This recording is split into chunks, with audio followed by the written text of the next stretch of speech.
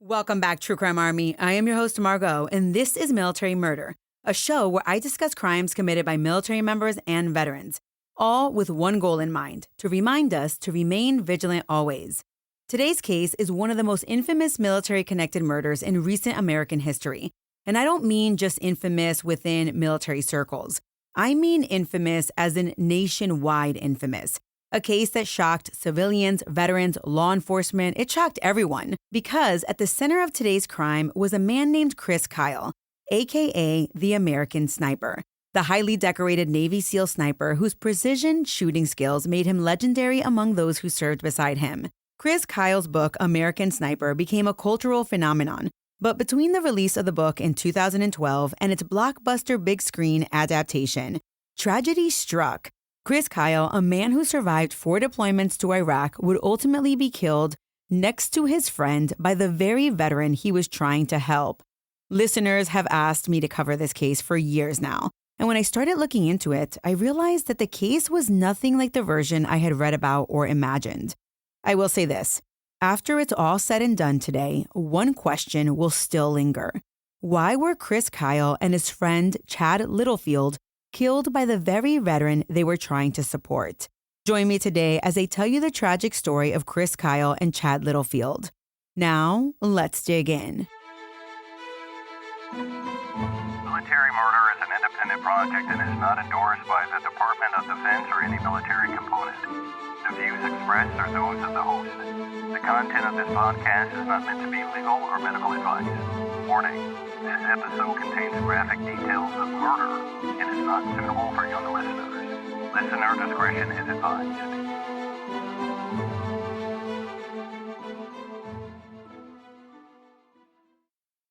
On Saturday, February 2nd, 2013, 2 friends, Chris Kyle and Chad Littlefield, set out for the Rough Creek Lodge shooting range in Chalk Mountain, Texas. They were taking a struggling Marine veteran to get some fresh air, shoot some guns, and call it a day. Sadly, Chris and Chad never made it home that night because they were gunned down by the very Marine they were trying to help, a man by the name of Eddie Ray Routh. So, who was Chris Kyle?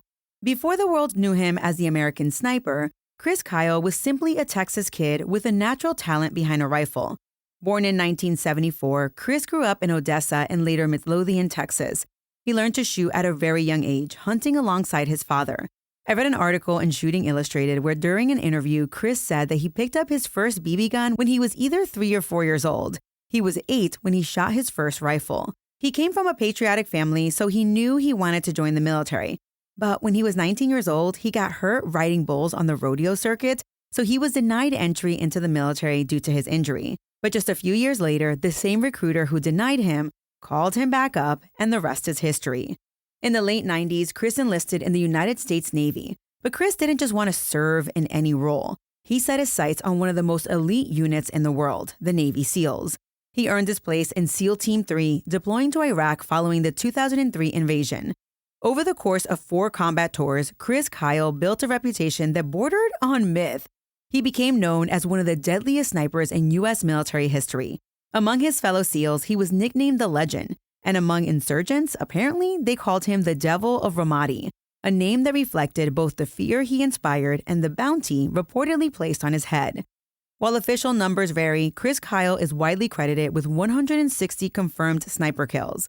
But beyond the statistics, Chris was highly decorated for valor. Among some of his notable awards were the Silver Star Medal, multiple Bronze Star with V for Valor devices, and the Navy and Marine Corps Achievement Medals with Valor. By the time he was honorably discharged in 2009 as a Chief Petty Officer, Chris Kyle believed his mission didn't end when he left the battlefield. It simply changed. I do want to mention Chris's family. While Kyle was still in the military, he married his wife Taya in March of 2002. Together they had 2 children, a boy and a girl who were 8 and 6 when Chris was murdered. It was after Chris's 4th deployment overseas that Taya asked Chris to return home just to focus on the family, and Chris was happy to do that. After transitioning to civilian life, Chris Kyle, like many veterans, faced the difficult reality of reintegration. He channeled his experiences into writing, advocacy, and mentorship. And in 2012, he released his memoir, American Sniper. The book became an immediate bestseller, but most importantly, it gave Chris a new platform, one he used to help fellow veterans. In an interview that Chris gave before his death, he said that 100% of his personal profits from the book would go to veterans and their families because, according to him, quote, "I'm not going to talk about helping veterans. I'm going to walk the walk," end quote. Chris co-founded Craft International and worked closely with various veteran support initiatives. One of the ways that Chris tried to help was through something he believed in deeply, and that was taking veterans shooting. To some, that might sound counterintuitive.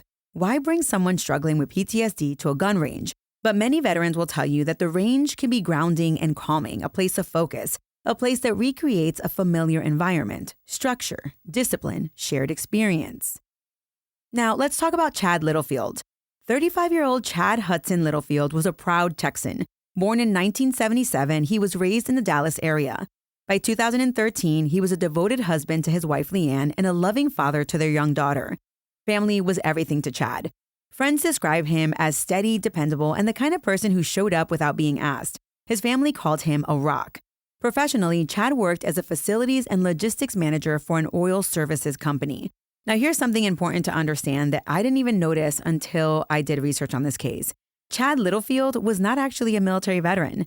Chad and Chris met in the most ordinary way imaginable, on the sidelines of a children's recreational game. That's right, it was just two dads watching their kids. A casual conversation turned into friendship, and before long, Chris and Chad became inseparable, workout partners, neighbors, close friends. And it was through that friendship that Chad naturally became a part of Chris's world, including Chris's passion for helping veterans. Chad deeply respected the military community, and he supported his veteran friends however he could, without hesitation and without fanfare. Which is exactly why on February 2nd, 2013, Chad agreed to join Chris. It wasn't unusual, actually. Chris was taking a struggling veteran to the range, and Chad came along the way as a good friend does to support and help. But what makes Chad's story even more heartbreaking is what happened the night before his murder. You see, on February 1st, 2013, Chad just happened to stop by his parents' house. It was nothing dramatic, nothing out of the ordinary. He just wanted to visit. They talked, they laughed, they caught up. And when Chad finally left, he said his goodbyes and he walked out to his truck. But then, moments later, he walked back to go hug his parents again. He told his mom, quote, "It's scary, Mom. Life is good right now," end quote.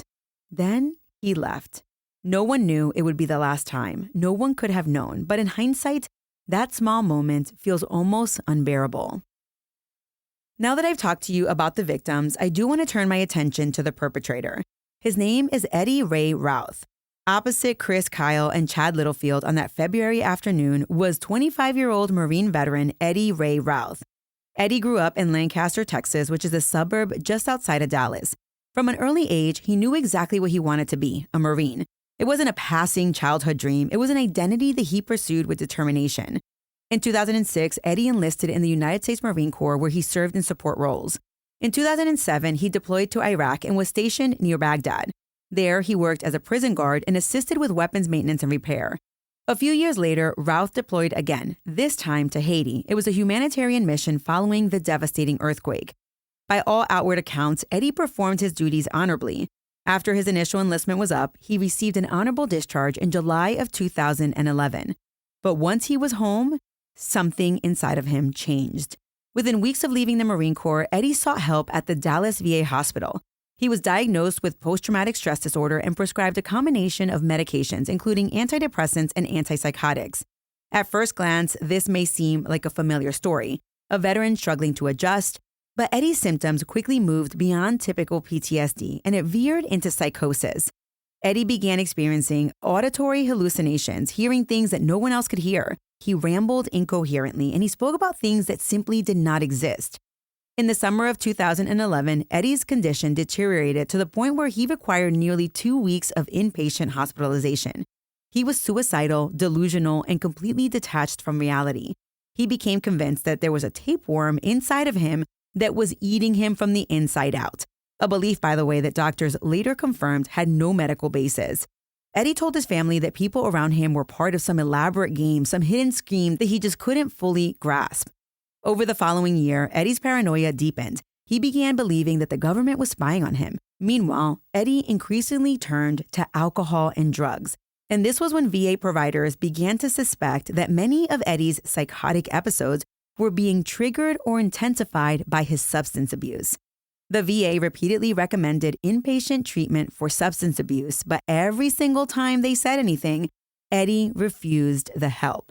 At some point, he stopped taking his prescribed medication altogether, telling a provider that they made him feel like a zombie.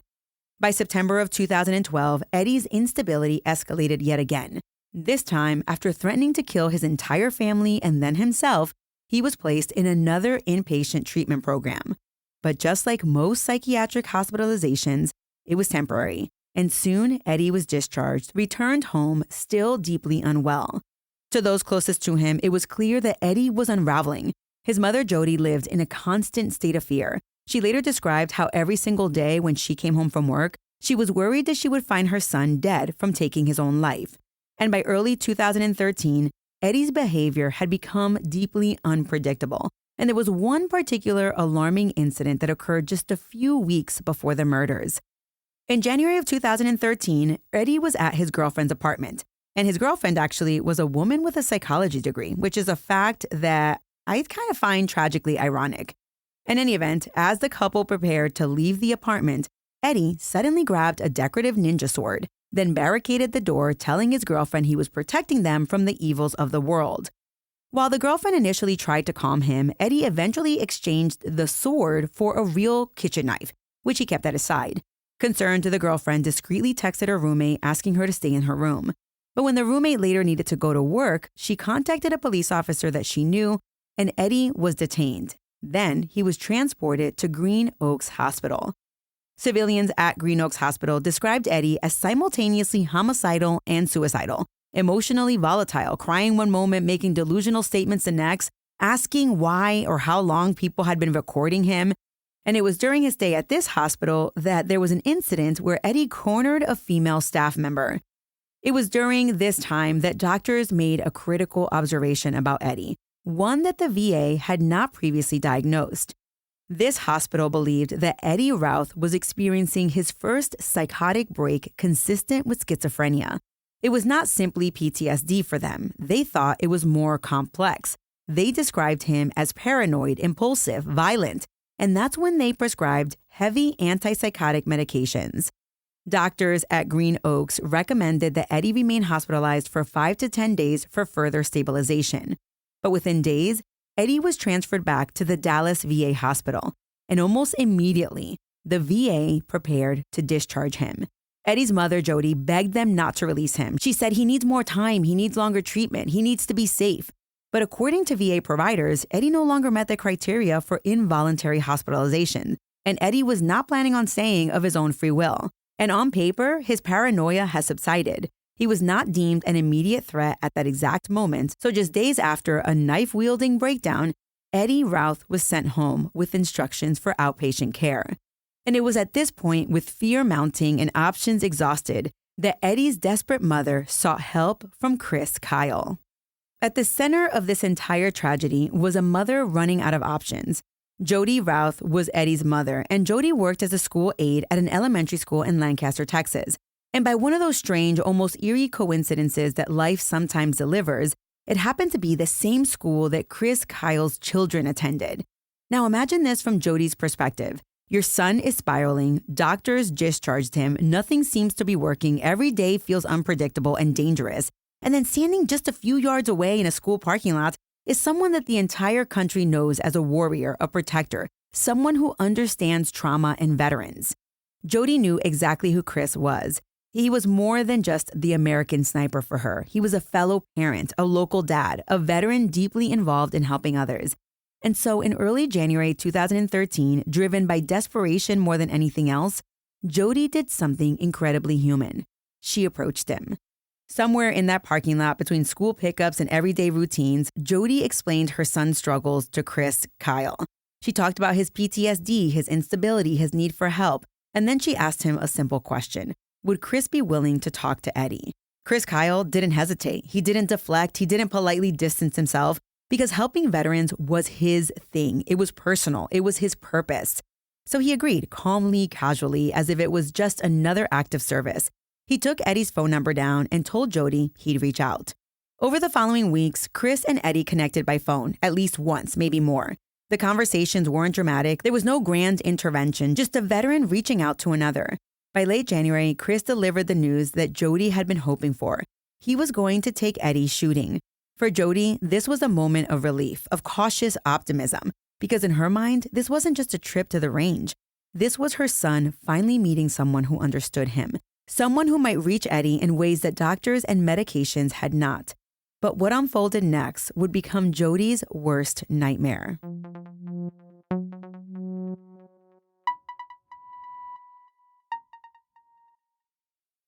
Saturday, February 2nd, 2013, Chris Kyle had a few things on his agenda. That morning, he and his wife Taya would attend one of their kids' games. At around lunchtime, Chris planned to take Eddie shooting. Since this was the first time that he would be meeting Eddie, Chris actually invited his good friend Chad Littlefield to join them. They were heading to Rough Creek Lodge and Resort. It was an 11,000-acre luxury ranch.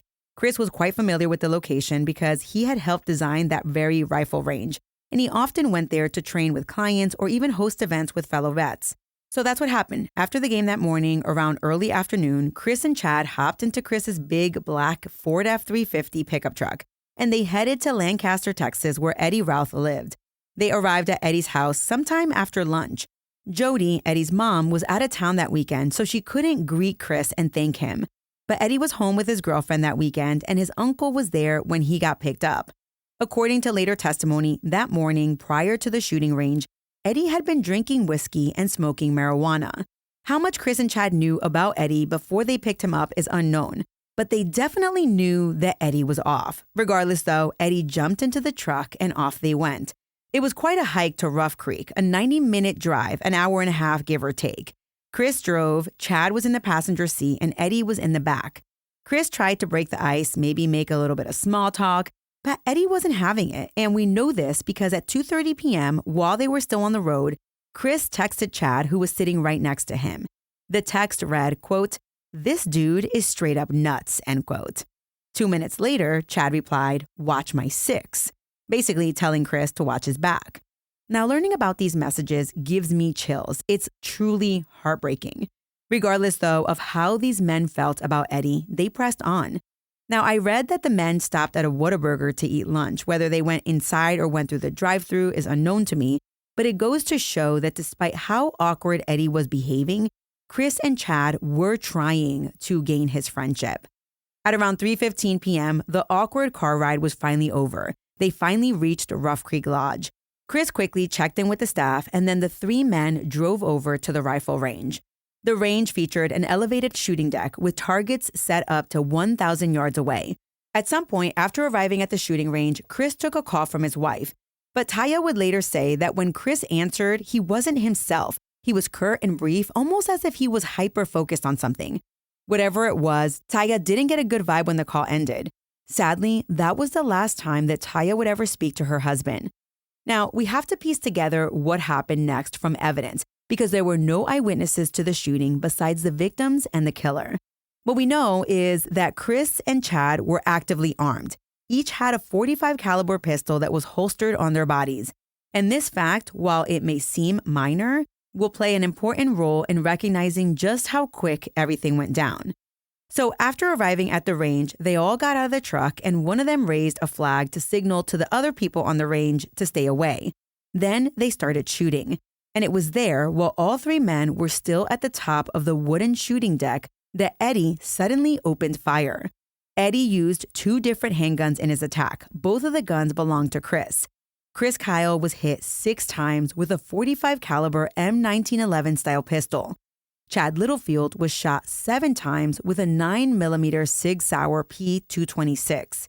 Neither man had a chance to defend themselves, and that was evident from the fact that their personal weapons remained holstered with safeties engaged when they were later discovered. And the thing about this double murder is that because it occurred on a rifle range, no one knew what happened. If anyone even heard the gunshots, they wouldn't have been surprised.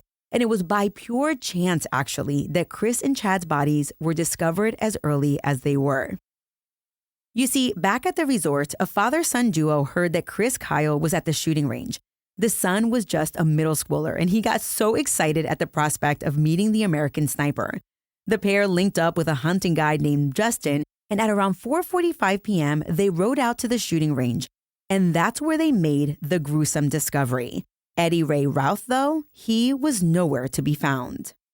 After shooting Chris and Chad, Eddie wasted no time. He jumped into Chris's truck and made his escape. Eddie would later tell a doctor exactly where he went after leaving the shooting range, and much of this information was corroborated at trial. From Rough Creek, Eddie drove to his uncle's house in Alvarado, Texas. His uncle wasn't really surprised to see him because, as I mentioned earlier, they had been hanging out before Chris picked him up. When Eddie arrived at the house, he showed his uncle a gun and then pointed out the truck he was driving. He told his uncle, "That's a dead man's truck." Eddie's uncle heard the words, though he had no clue Eddie had just killed someone, let alone two people. When Eddie referenced the dead man's truck, the uncle thought Eddie was talking about Eddie because Eddie had previously referred to himself as a dead man. Eddie didn't stay at his uncle's long before hitting the road again. And that's when Eddie called his sister, Laura Blevins. Laura was sort of sick of her brother's crap. He was in and out of hospitals. She didn't want to answer, but for whatever reason, she did. On the phone, Eddie was talking nonsense, and Laura just handed the phone to her husband. Eventually, despite their pleas to not come over, Eddie showed up at his sister's doorstep in Midlothian. At the door, Eddie looked disheveled, and on top of that, he was carrying two handguns. He started talking in circles again, and then in a matter-of-fact way, he told his sister he had just killed two men at a shooting range. Laura was like, yeah, whatever. She thought Eddie was making things up. But then he kept talking about it. He kept talking about it to the point where Laura started to believe that he might actually be telling the truth. Laura urged her brother to call the police and just turn himself in. Before long, Eddie was like, "Okay, bye," and then he just left. As you can imagine, Laura was horrified. She immediately called 911 to report what her brother had just told her. And here is that 911 call. 911, We need to get in the car. Yes, ma'am. My brother just came by here. I was at He's now left, but he told me that he's committed a murder. I'm terrified for my life. Okay, hold on. Because I don't know if he's going to come back here. Okay. What's his name and what did he leave in? His name is Eddie Routh. Come on, Dave. Get your shoes on. Let's go. How do you spell his last name? Routh. I'm sorry. I'm really scared. Hurry up. Get in the car. Now, listen, I don't know if he's being honest with me. I know. Apparently, I'm just really terrified. I don't even know where your police department is. Is it over there? Over by the highway. It used to be the church. Yes, ma'am. It used to be a church. I'm just going to stay on the phone with you until you get here, okay? And who did he say he had killed?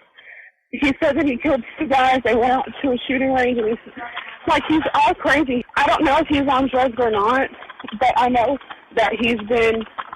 Let me talk to you. My husband's going to talk to you because I'm so nervous. He said he killed two guys at a shooting range. Shooting range he was talking about? He didn't say. He didn't say, okay. He was recently diagnosed with PTSD. With what? PTSD. PTSD?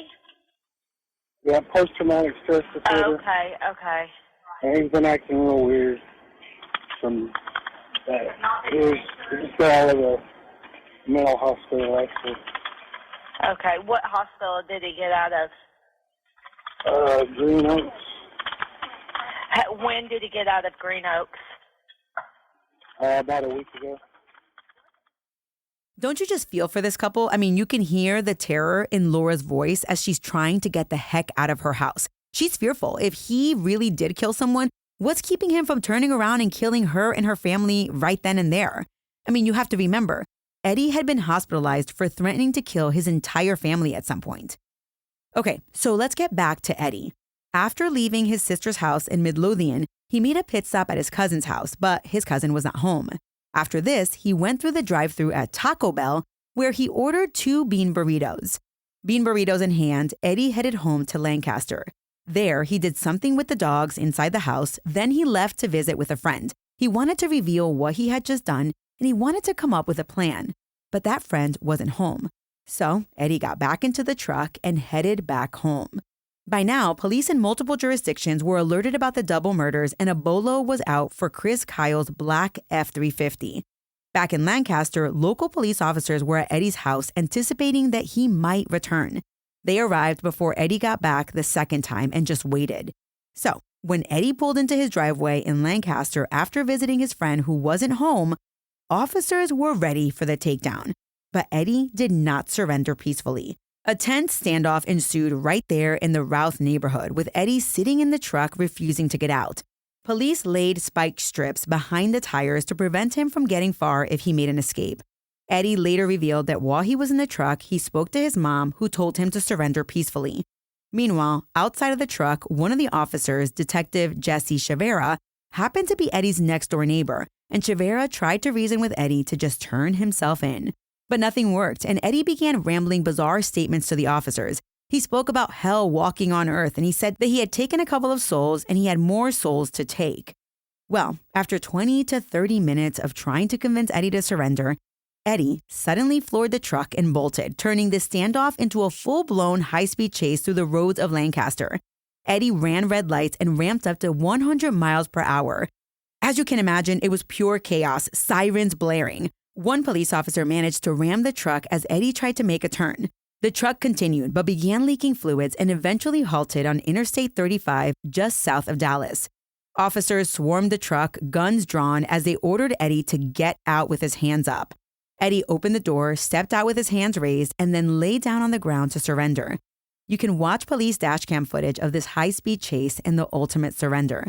It's crazy as you watch the video as cars speed down the highway with no clue that a double murderer was just taken down. And just like that, at around 8:30 p.m., police took Eddie into custody. A search of the vehicle revealed that Eddie had stolen the Sig Sauer handgun that he used to shoot and kill Chad. As Eddie sat in the police cruiser after being handcuffed, he was breathing real heavy, and an officer simply asked him if he was okay. To which Eddie responded, quote, "I've been paranoid schizophrenic all day. I don't even know what to make of the world right now. I don't know if I'm insane or sane," end quote. Back at the station, Eddie waived his right to an attorney and admitted to shooting Chad and Chris. He said that he took their souls so that they wouldn't take his. Asked if he had drank or done drugs that day, he admitted to both. And for drugs, he said he smoked marijuana. The detective inquired about the marijuana, said if the marijuana had been laced with anything. And Eddie said maybe, but he didn't know. In addition to this, a lot of what he said during that initial statement was babbling about random things. And then, within 2 weeks of being jailed, Eddie began communicating with a reporter from the New Yorker magazine. There are 2 phone calls on record, but it's the second phone call where Eddie starts talking about the murders. On May 31st, Eddie told reporter Nicholas Schmildy that he was weirded out on the day of the murders that Chris and Chad didn't talk to him during the drive to the shooting range. Additionally, while at the shooting range, Eddie told the reporter that he found it weird that Chad Littlefield wasn't shooting targets, even though he could see clear as day that Chad had a holstered weapon on his person. Eddie admitted to Schmildy that he shot Chad first. Then he shot Chris after he had just finished emptying his weapon from target shooting. He said it broke his heart to shoot them and he felt shitty after it. In addition to this jailhouse confession, a former deputy later testified that he overheard Eddie talking about the murders while he was in jail. During that conversation, Eddie gave a hauntingly similar explanation for the murders. Former Deputy Gene Cole testified that he overheard Eddie say, quote, "I shot them because they wouldn't talk to me. I was just riding in the back seat of the truck and nobody would talk to me. They were just taking me to the range, so I shot them. I feel bad about it, but they wouldn't talk to me. I'm sure they've forgiven me," end quote. What in the world?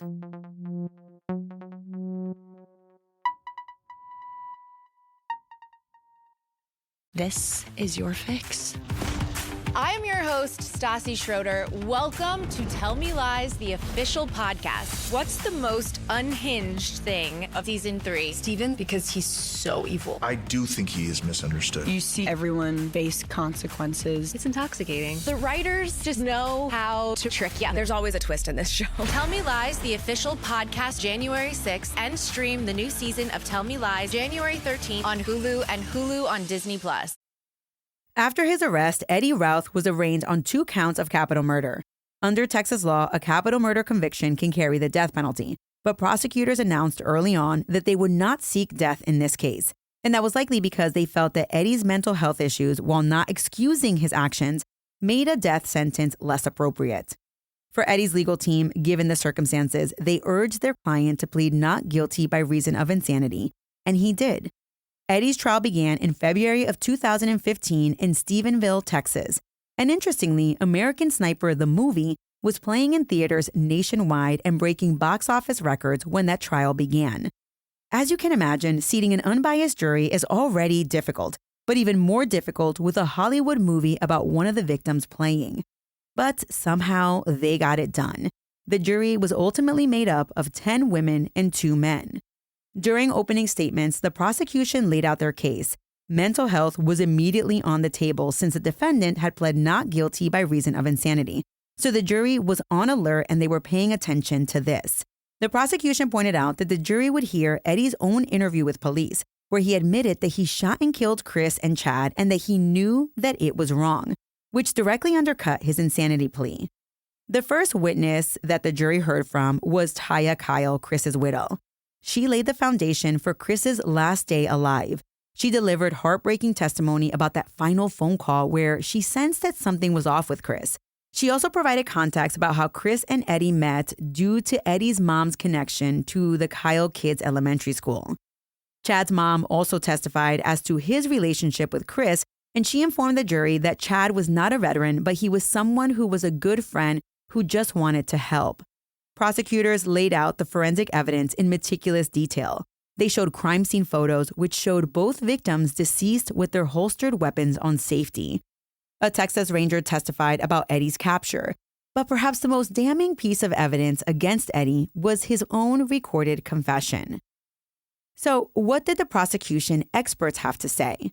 Because there were no eyewitnesses to the crime, the state called a forensic reconstruction expert to recreate and analyze what they thought happened in those final moments at the gun range.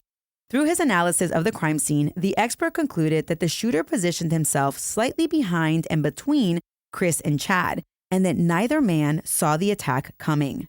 The expert revealed to the jury that the gunshot wounds to Chris's body were concentrated in a tight area along the upper right side, a pattern consistent with incapacitating shots delivered from close range. According to the expert, the evidence suggests that Chris did not move after being struck, meaning the injuries immediately disabled him. And Chad Littlefield's wounds told the other part of the story. The expert testified that Chad was first hit by 2 shots to the back, one of which struck his spinal cord. Those shots were close range and immediately incapacitating as well. Based on the blood evidence, the expert believed that Chad likely dropped to one or both knees after those initial shots, and it was while Chad was either still on his knees or already collapsing backwards that he sustained a gunshot wound to the head, followed by additional shots to the face and head area.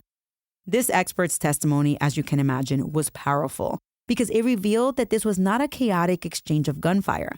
This was a controlled, close-range attack of 2 men who didn't even have a chance to defend themselves. Additional experts also testified.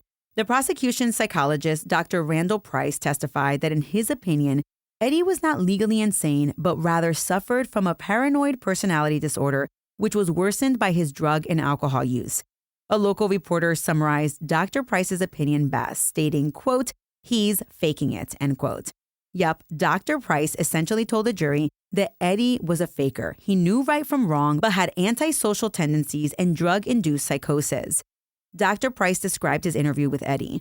During his interview with the expert, Eddie described how he was upset the morning of the killing because he felt that his life was in shambles. His girlfriend was always getting on him about things, he was living with his parents, and he was feeling down and out, and so he drank and smoked pot. That afternoon, when Eddie got in Chris's truck, Eddie told Dr. Price he was upset because the men didn't properly greet him or shake his hand. Then, Eddie was upset about all the guns and ammo in the back seat next to him. He additionally became agitated by the smell of Chad Littlefield's cologne. Eddie was even upset that they got him a burger from Whataburger and made him eat it. Eddie actually told Dr. Price he thought about shooting the men right there while he was in the back seat and they were driving. But then he realized that if he shot the driver while they were driving, they might crash.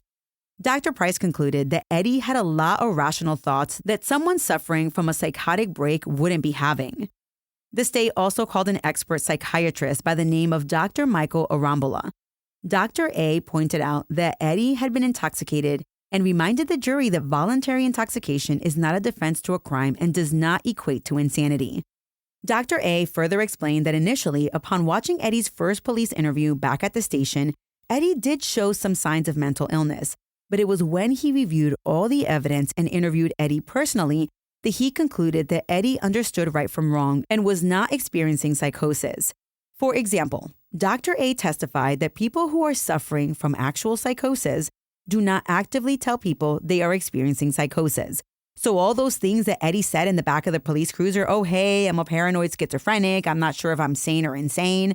Yeah, all those things that Eddie said immediately when caught, Dr. A told the jury that Eddie was setting up his defense.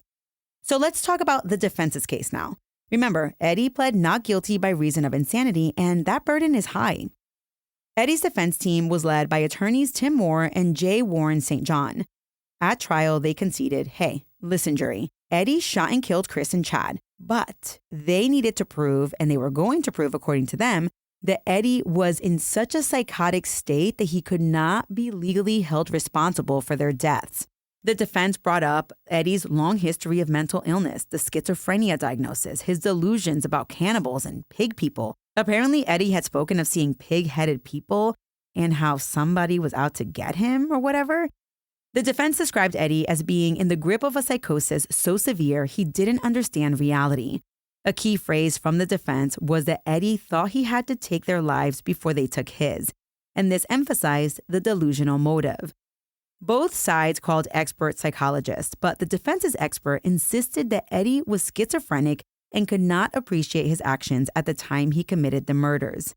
I did find it interesting that it was during the medical expert's testimony that we learn Eddie's version of what transpired at the range, and I'm going to share that with you. Eddie told the experts that from the moment he jumped in the car with Chris and Chad, he felt uneasy about the shooting range. While he was in the back seat of the truck, Eddie sat right next to an arsenal of weapons. He claimed he didn't know exactly where they were heading, and on top of that, the men refused to talk to him. At some point during the 90-mile drive, Eddie began to suspect that Chris and Chad were taking him out to kill him. When they arrived at the shooting range, Eddie became further suspicious when he saw Chad just sitting there and he wasn't going to be shooting, he just was there to observe.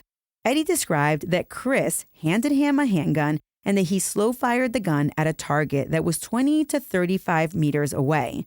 After Eddie shot his gun, Chris emptied his gun into a target. As Chris was shooting, Eddie looked over at Chad, who was just there.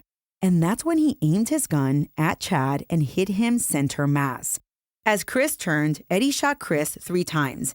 Eddie then turned to Chad and he saw him on the ground twitching. That's when he walked over and shot him again. After shooting both men, Eddie admitted to at least one expert that he stood over the victims' bodies and felt relief, because in his mind, it was either them or him. Eddie then described his escape and what he did while he was on the run. Listen, everyone, at the end of the day, this trial really came down to which psychiatric opinion the jury believed. The question at hand was this. At the moment Eddie pulled the trigger, 13 times, I should remind you, did Eddie know right from wrong? After a 2-week trial filled with emotional testimony and disturbing details, the case went to the jury, and they only took 2 hours before returning a guilty verdict on both murder counts. The jury flat out rejected the insanity plea. Some jurors later spoke after the trial and shared that it was Eddie's actions after the shooting that convinced them that Eddie was not insane at the time he committed the murders. After the verdict, the sentence phase was immediate because it required automatic life without parole. Eddie Routh was subsequently sent into the Texas prison system to serve out his sentence. And I do want to add that Eddie did do a stint in the prison psychiatric facility, which is a clear acknowledgement that even though he was not legally insane, his mental illness needed to be managed. As of the date of this recording, Eddie is imprisoned in the Texas Department of Criminal Justice's Ramsey Unit.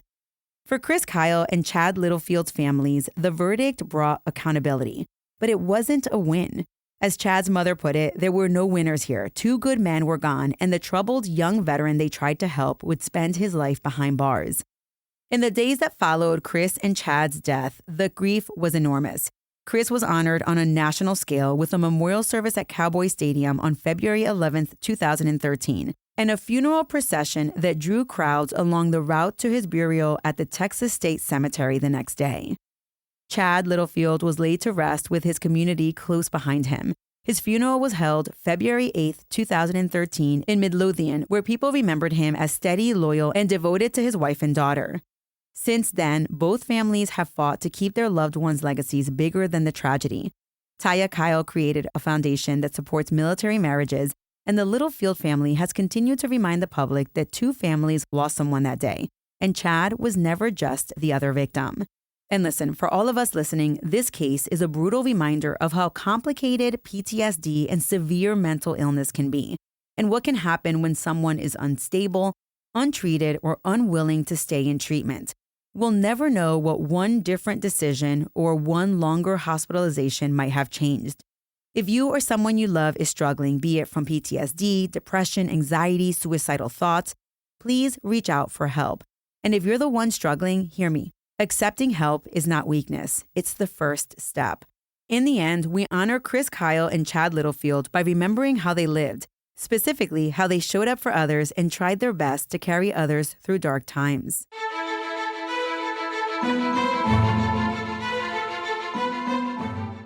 True Crime Army, thank you so much for listening today and for all of your support. This was not an easy case to put together, but I got it done. Now, I hope that you'll come back next week where I have a brand new case for you. My sources for today's episode include an appellate court opinion, as well as reporting in Washington Post, People Magazine, Time, ABC News, and Newsweek. Military Murder is a Mama Margot production. The music was created by Ty-Ops. Until next time, remember, you never really know what someone is capable of, so remain vigilant always. You have a fabulous week, and I'll keep digging to bring you another military murder story next time.